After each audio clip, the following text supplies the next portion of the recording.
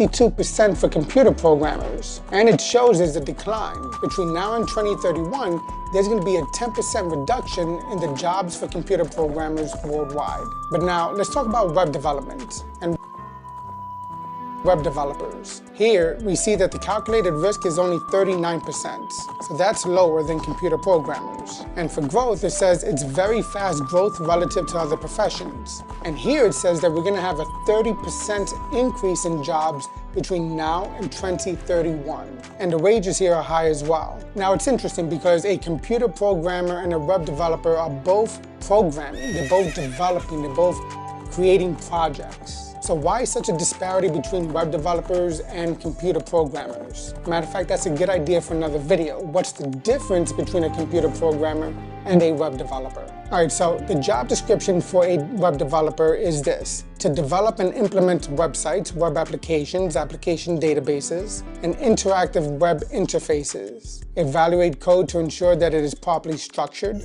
meets industry standards, and is compatible with browsers and devices. Optimize website performance, scalability, and server-side code and processes. May develop website infrastructure and integrate websites with other computer applications. So a lot of that AI can definitely be helpful with. But will it be able to do the entirety of the job? Probably not. At least not for a while. So based on that, we already heard about what GitHub Copilot CEO said. And I've done another video on GitHub Copilot, and I've done videos on AI. But just as a refresher, what is GitHub Copilot? Well, by now you probably already know the answer. It's your AI peer programmer. It's been trained on billions of lines of code. GitHub Copilot turns natural language prompts into coding suggestions across dozens of languages. The goal is to help you focus on solving bigger problems. It's supposed to give you AI-based suggestions that are tailored just for you. And of course, you can use it for Visual Studio, VS Code, and for JetBrains products as well. So based on that, this demonstrates that GitHub and Microsoft believe that programmers are going to be around for a very long time. And they believe it so much, they're putting their money behind it. They're investing their dollars. I mean, it's obvious that their goal is to be the #1 tool that developers and programmers use. Now, when talking about artificial intelligence and computer programming and developing,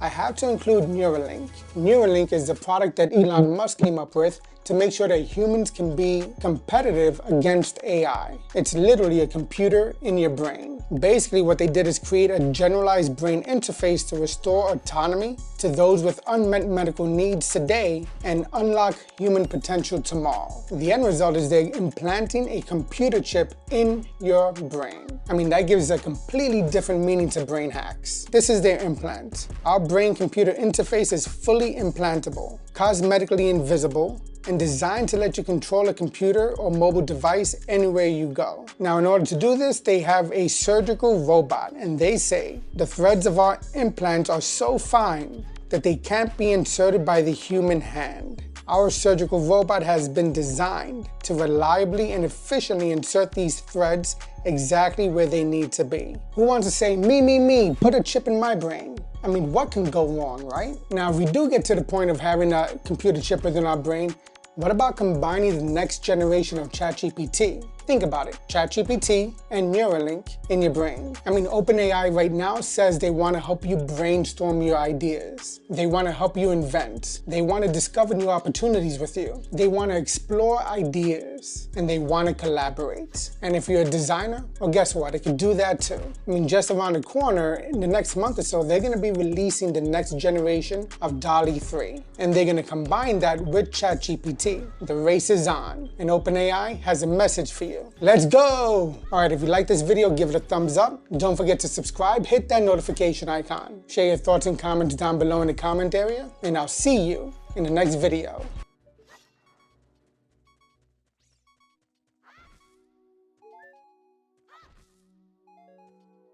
Alright, in this video, I'm going to take you from this to this. Let's get started. What's up, everybody? Welcome back to another video. Today we're going to be talking about how to use NPM overrides. Now, the reason why you're going to want to do this is because you'll be able to patch a dependency with a known security issue. You can replace an existing dependency with a fork, or you can make sure that the same package version is used everywhere. Alright, so let's take a look at what happens here. I'm going to be using my DevWP WordPress development training theme. but this example will demonstrate how to use npm overrides when you run into vulnerabilities. So I'm using VS Code, and I tested this on Windows and macOS. I'm going to open up the terminal. Since I already have a package.json file, I could just type out npm install and then hit enter or return. And after some time, you'll see what it installs. Alright, so that took a bit of time. But if we look over here, we see we have 47 vulnerabilities, 41 are moderate, and 6 are high. You could always type out npm audit to get some information about what the issues are. And it'll give you a rundown of what these vulnerabilities are.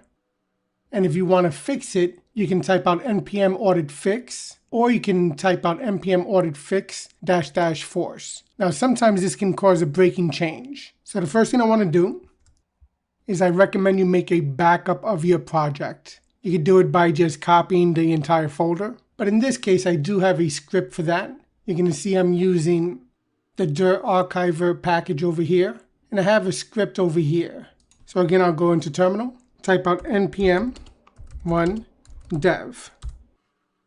And what that does is that it quickly makes a zip file of my project. All right, so if we look at the security issues, we see there's a semver vulnerability.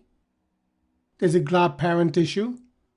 And if you scroll up here, you see Chocodar doesn't receive any security updates, specifically in relation to Chocodar 2. So this is where we can use overrides. Now, I did previously make another video where I discussed how to use overrides, in particular with Chocodar and glob parent. I'm going to do that here. We'll see what it fixes, and then we'll see what we're left with. All right, so over here, I'm going to paste in my code snippet with the overrides. All right, so what you notice here is that we have this comma, and then we have a new line. We have overrides, and now it's saying that we want to use Chocodar 3.5.3.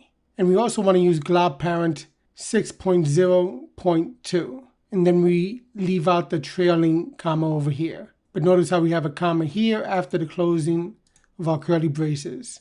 I'm going to save that. Let's go back into terminal. Now remember, we're previously using Chocodar 2. So we're going to be upgrading to Chocodar 3. We have 47 vulnerabilities, 41 are moderate, 6 are high. The glob parent is high. That severity is a high severity. All right, so we're going to go down and type out npm update. All right, so after that finished updating, we see what it did. It added 65 packages, it removed 113 packages, and it changed 19 packages. And it also audited 1,640 packages. And now we see we only have 42 moderate severity vulnerabilities, where previously we had 47 vulnerabilities, 41 were moderate, and 6 were high. All right, so we can type out npm audit, and then we see what the issues are here. We scroll up, and basically we see we have the semver vulnerability here, and we see all the dependencies that rely on it. All right, so to fix this, let's go back here. Let's put in a comma and go to a new line. This is the version we're going to want to be using. So notice right here, we make this bigger. We're going to be using semver version 7.5.3. And we're not putting in the trailing comma. Let's go back to our terminal. And now let's type out npm update. And after that's finished running, you see it removed 7 packages and it audited 1,633 packages. And we see we have 0 vulnerabilities. Type out npm audit and 0 vulnerabilities. So we are good. This is how you could use npm overrides in order to fix or patch any security issues that might exist in a dependency that may not have been updated. For this demonstration, I did it on Windows, but I also tested it on macOS, and it works. But just a reminder, make sure to back up your project and then test to make sure that the functionality you're expecting stays the same. Again, for this video, I did use DevWP, which is my WordPress development training theme. If you want to learn more about developing WordPress themes, check out that video. And make sure to subscribe to the channel because I'll be releasing another video that talks about a major issue with NPM. And I'll show you what you can do about it. Alright, so hopefully you enjoyed this video. If you did, give it a thumbs up. Don't forget to subscribe, hit that notification icon. If you have any thoughts, questions, or ideas, leave them.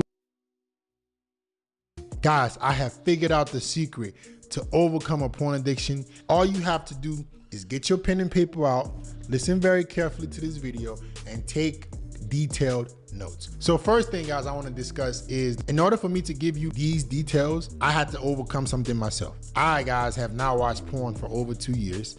I have not masturbated for over 2 years. The only relief I've had sexually was with a real woman. I don't watch porn, I don't fap. And it took tremendous efforts, but what I'm gonna explain to you in this video is how I overcame it. So I'm gonna tell you how you can overcome it. Overcoming porn addiction, guys, has changed my life. I'm more ambitious, I'm more attractive, I'm richer, I'm smarter, my dick is bigger. Like, everything is better about my life post porn, all right? The last 2 years have been the best years of my life. I literally thank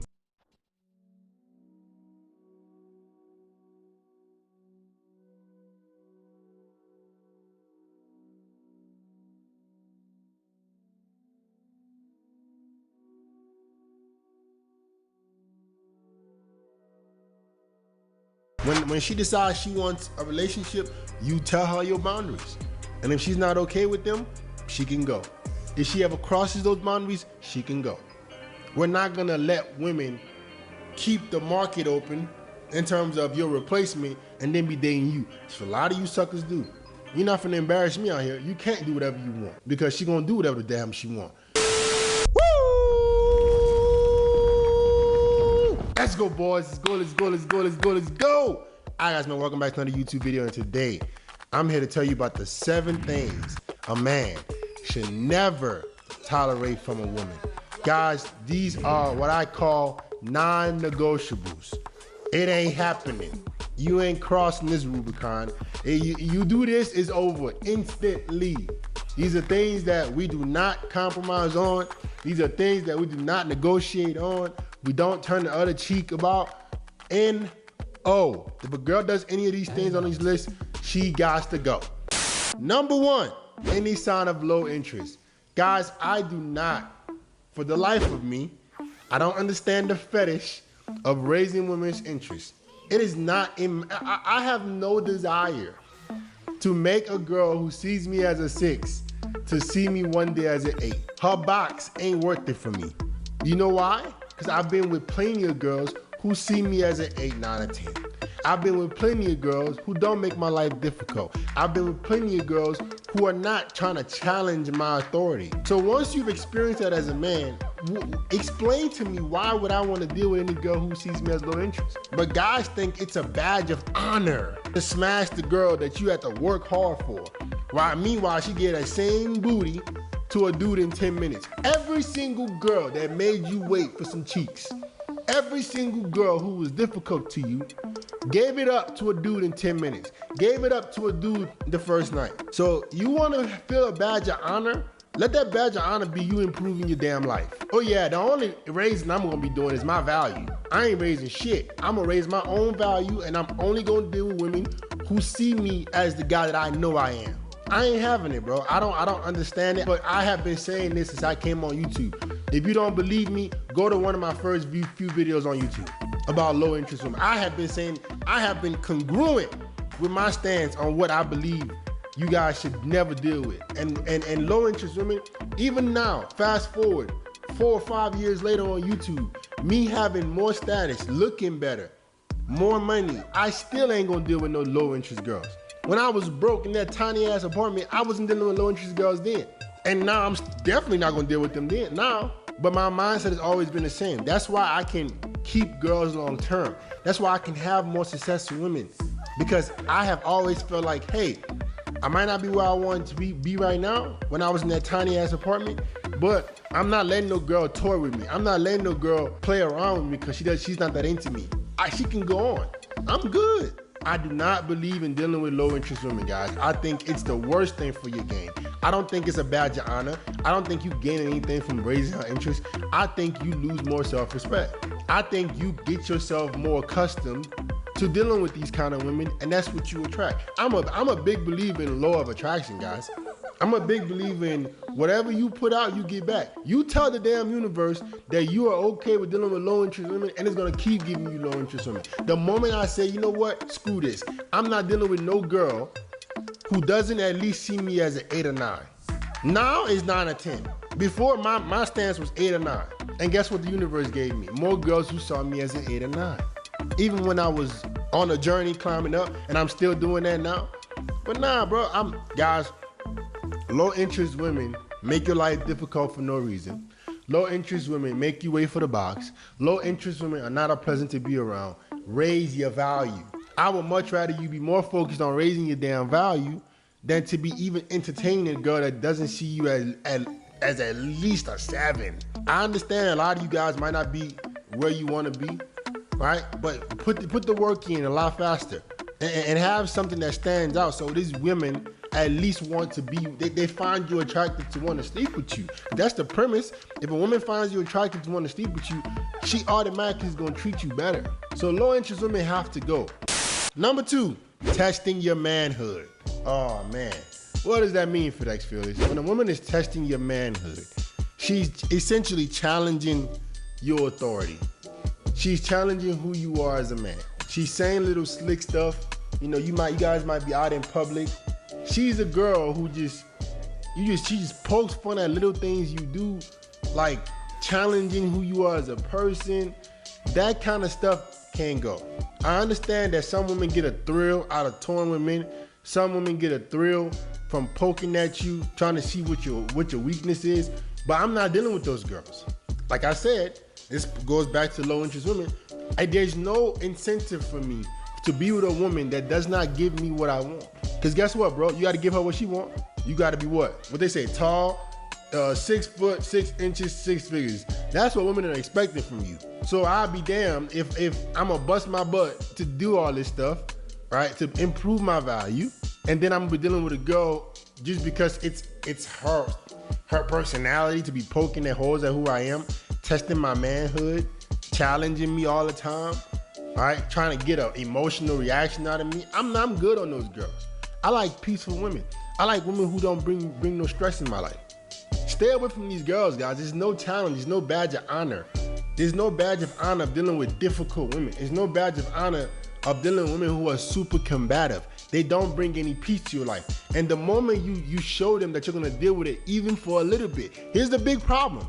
The moment you show them that you're gonna deal with it for even a little bit, they take it as, ooh, I found me one. I found me a sucker I'm a toy with. We ain't dealing with those girls, guys. Let them go find Pookie and Ray Ray that's willing to deal with their masculine ass, and we're gonna go find nice, feminine, submissive, nurturing women.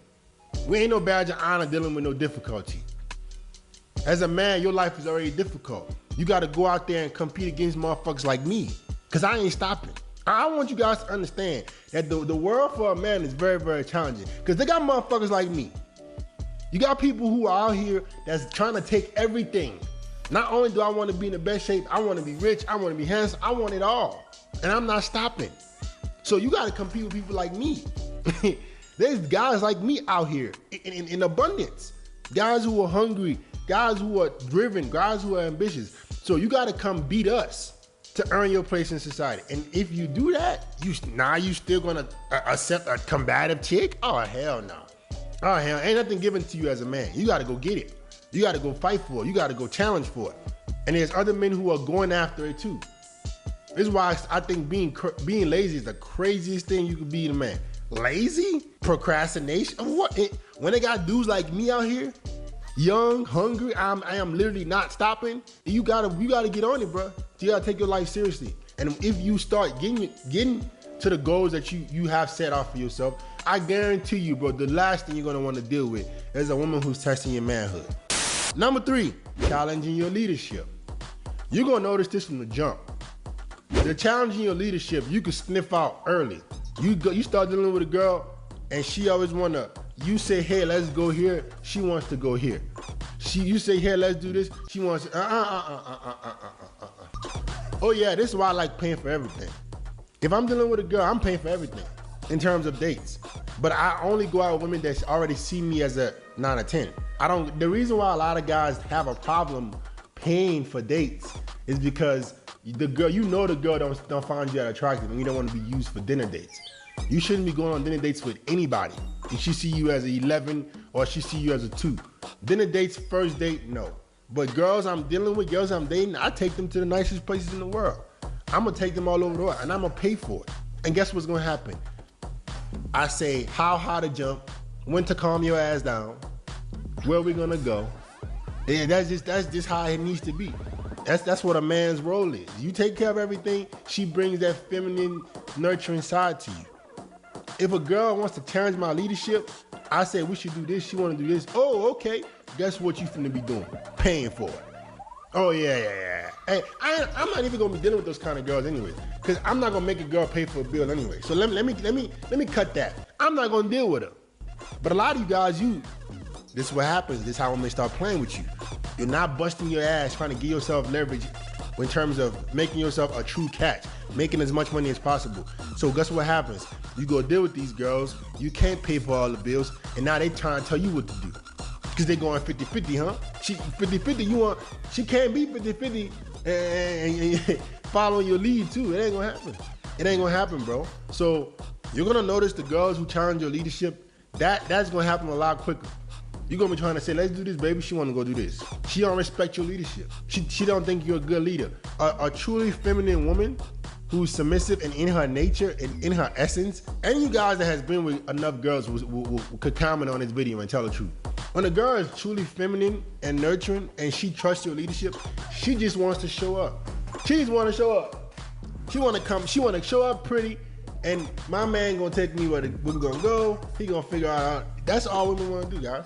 You start having her thinking, logistics-wise, to getting her masculine. I like planning. I like doing all that. I'm a very obsessive person in terms of how I like things done. So I'm good with that. I don't mind. Oh, this is how things are gonna go. I'm to the T as well. To the time, the date, what we're gonna do. That's how I like.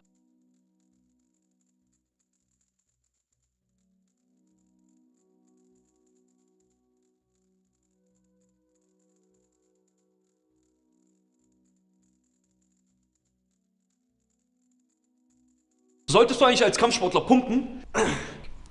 Ja, auf jeden Fall, aber in erster Linie sollten wir unseren Fokus immer auf das Kampfsporttraining legen, damit wir eine perfekte Technik bekommen und optimale Ausdauer. Ab und zu sollten wir auf jeden Fall ein bisschen Krafttraining machen, um die richtigen Muskeln für den Kampfsport zu stärken. Aber übertreibt es damit auf gar keinen Fall, denn wir sind keine Bodybuilder und zu viel Muskulatur behindert uns im Ring und kostet viel Ausdauer. Persönlicher Tipp von mir, wenn ihr 4 bis 5 Mal die Woche Kampfsporttraining macht, dann sollte auch auf jeden Fall 1 oder 2 Einheiten Krafttraining die Woche dabei sein.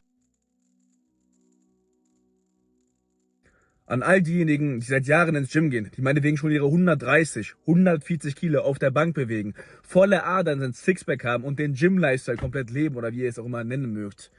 Fühlt euch bitte nicht und hört auf, mit dem übertrieben großen Ego durch die Straßen zu laufen. Da draußen wird es jemanden geben, der wiegt 60 Kilo, der wiegt vielleicht sogar weniger, der ist Kampfsportler und der wird in der Lage sein, wenn es darauf ankommt, innerhalb von Sekunden euch auszunocken und ihr werdet nichts tun können. Mir geht das so auf den Geist, dass so viele Leute denken, nur weil sie ein bisschen angsteinflößender aussehen, nur weil sie einen 45er Oberarm haben, sie denken, sie seien bulletproof. Aber glaubt mir, eines Tages kommt der Tag und dann wird euch der Falsche auf dem Weg begegnen. Und dann wird das Geheule groß sein. Deswegen denkt nicht, ihr seid bulletproof, nur weil ihr breit seid. Ihr seid erst bulletproof, wenn ihr auch in der Lage seid, euch und eure Liebsten zu verteidigen, unabhängig davon, wie ihr aussieht. An all diejenigen, die seit Jahren ins Gym gehen, die meinetwegen schon ihre 130, 140 Kilo auf der Bank bewegen, volle Adern sind, Sixpack haben und den Gym-Lifestyle komplett leben oder wie ihr es auch immer nennen mögt. Fühlt euch bitte nicht und hört auf, mit dem übertrieben großen Ego durch die Straßen zu laufen. Da draußen wird es jemanden geben, der wiegt 60 Kilo, der wiegt vielleicht sogar weniger, der ist Kampfsportler und der wird in der Lage sein, wenn es darauf ankommt, innerhalb von Sekunden euch auszunocken und ihr werdet nichts tun können. Mir geht das so auf den Geist, dass so viele Leute denken, nur weil sie ein bisschen angsteinflößender aussehen, nur weil sie einen 45er Oberarm haben, sie denken, sie seien bulletproof. Aber glaubt mir, eines Tages kommt der Tag und dann wird euch der Falsche auf den Weg.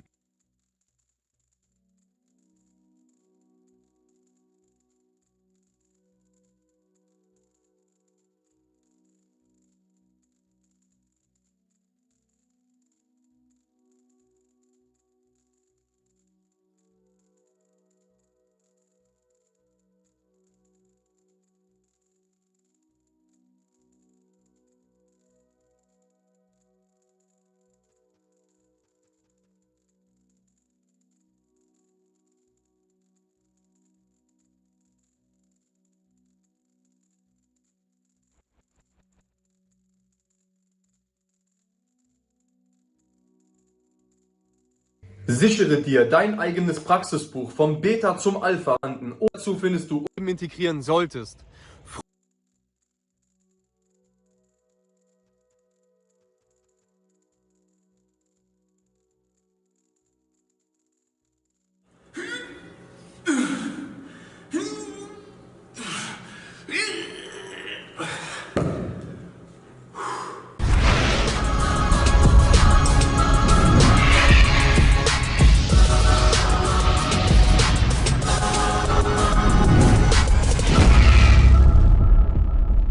Hallo Leute und willkommen bei Team Smolik. Heute geht es um ein ganz interessantes Thema und zwar um das Thema Krafttraining im Kampfsport.